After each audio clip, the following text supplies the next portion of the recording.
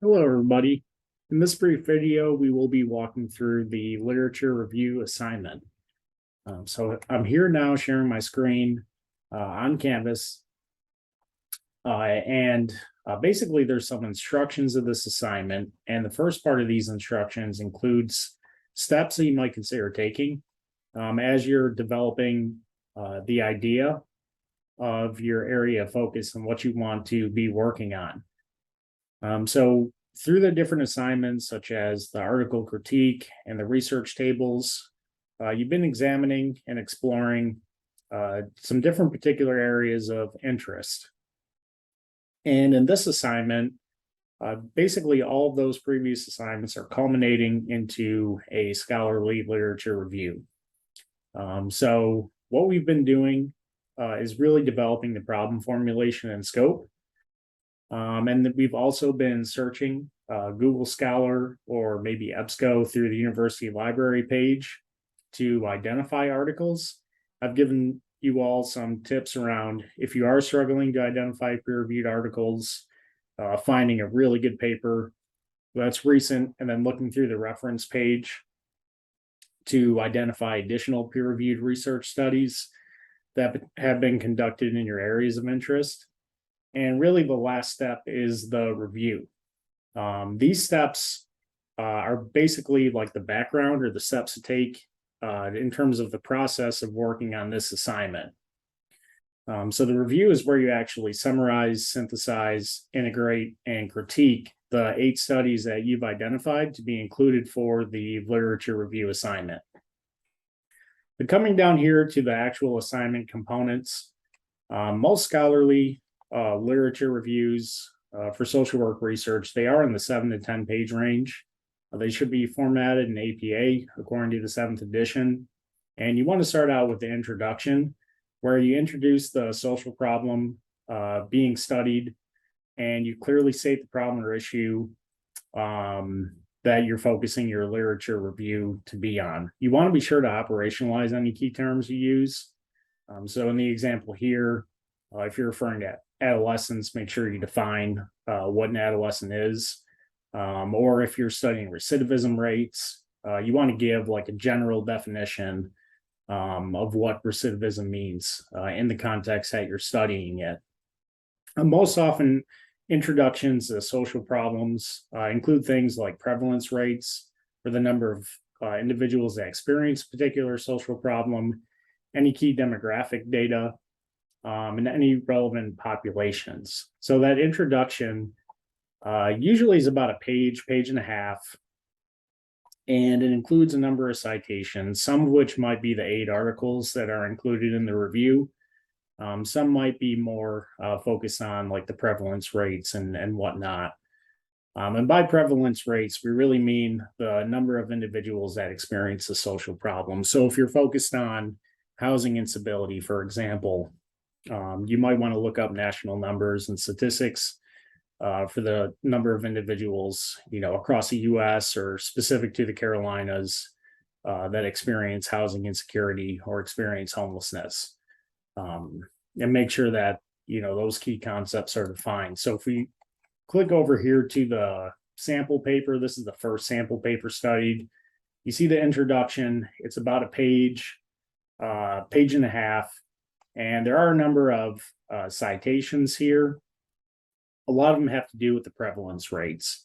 So you can see here in the first paragraph, really introducing the social problem, giving some prevalence data, and then giving a little bit of background experience around the population of focus. Okay, so once you work on that page, page and a half introduction, the next part is the objective, where you're pretty much grading this on your own. There shouldn't be any citations here, but you're just stating what the purpose of your review is and what you hope to accomplish. So for most of you, this will be trying to develop a deeper understanding of the evidence base around a particular social problem or population, or potentially treatments for specific social problems, like the evidence base for maybe trauma treatments with a specific population that has higher rates of post-traumatic stress disorder, for example. But this is basically where you just list what the purpose of the literature review is. So definitely take a look at a couple examples that were provided to get a sense of, why people are pursuing this. Basically, what's motivating your literature review section coming up. So generally, the objective, it's about one paragraph where you just form an argument. This is what I'm looking at. This is why it's important. And then that's pretty much it. The next section is the search methods. So in the search method, you're basically just operationalizing how you came to identify the 8 articles that are included. So you can literally state that you utilized, Google Scholar or the university library to search certain key terms, and you can actually provide what those key terms were that you put into your search bar. You can describe the number of hits you obtained, and then basically the process of, how you included the 8 articles that you chose to include. If you had any inclusion or exclusion criteria, such as, you wanted to leave out articles that were before 2005, you can indicate those in the search methods as well. And definitely, again, take a look at the samples, 2 sample papers to get a sense of, what did other people write in here? What should you be writing? So now we get down to the actual review section. So I definitely encourage most of you or all of you to use the 3 articles that you chose for the research tables here, because it kind of cuts your work in half for this assignment in terms of the review section, because you've already done an in-depth exploration of those 3 articles. So really what you want to focus on in the review, it's going to be dependent on your area of interest and, basically how you went about selecting the 8 articles. But generally here, what you want to do is provide a broad overview in approximately 3 pages of themes that emerged amongst or across the 8 articles. So for some people, there might be 3 articles that are specific to like the experiences or the risk and protective factors of experiencing a particular social problem. So sort of like the underlying causes and conditions of a social problem. And then it's possible the next 3 articles focus more on treatment or interventions that are employed by social workers to address the social problem in some way, either through mitigating risk factors or through bolstering protective factors. So you might have a couple different like subsections within the review based on the themes that have emerged as you go through and review the 8 articles that are being included. So similar to the article critique and the research tables, you do want to point out certain things that are consistent in terms of the actual methodology of the studies.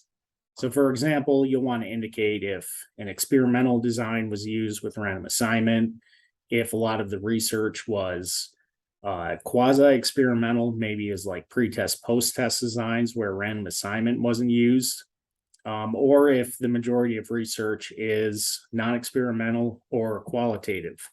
You'll definitely want to indicate that. Another important area too is with the samples. You'll want to take a look at the composition of the samples and see if there's any consistent themes that emerge. Like I'm guessing the majority of samples will be used by convenience, like convenience samples as opposed to random sampling or probability sampling techniques. So that will have implications for the generalizability of the findings and who those findings are generalizable to. So any types of themes that emerge from really any component of the method, so through sampling, through the design, maybe to a lesser extent, the actual like analytic techniques used. I don't expect you all to have a deep understanding of those. We'll definitely cover them in much more depth in practice and program eval. But you'll want to focus on the methods, and then lastly, the results. So some of the key findings that have emerged from each of the studies, try to discuss them in terms of themes while using particular studies as a reference. So basically, in the review, you're summarizing and synthesizing what the 8 articles are telling you in terms of the methods used and the key findings. Now, lastly, you'll be writing up an implications, conclusions, and next steps section. So for the implications, you want to think about how do these findings translate into key practices that should be adopted or implemented by social workers in the field. So you really want to translate how do these key findings across the 8 studies and the themes that have emerged and been discussed in the review, what implications do they have for you as a social worker in your practice? So I gave a lot of feedback around the implications in the research tables. So definitely utilize that feedback. If I said kind of think through what do these findings mean in terms of social work practice, here's where you want to summarize the key implications, any conclusions and next steps as well. So in terms of conclusions, definitely take a look at the couple sample papers and see how they frame those. And if there's any like still gaps in the literature that you saw, or if there is a need for additional future research, maybe the samples were very limited or random assignment and experimental designs were not utilized, those could be next steps that you'd want to include in this section. So hopefully this video is helpful. And if you do still have any questions, definitely make it to one of the office hours and we'll try to answer those as best I can.